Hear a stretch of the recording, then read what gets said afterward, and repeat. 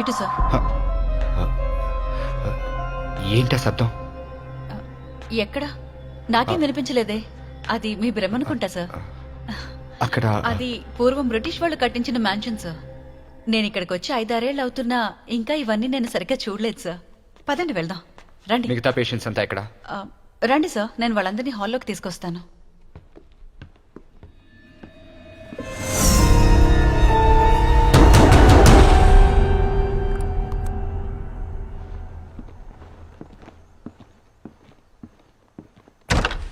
మీరు కింద చేసినట్టు ఇక్కడ అల్లరి చేయకూడదు.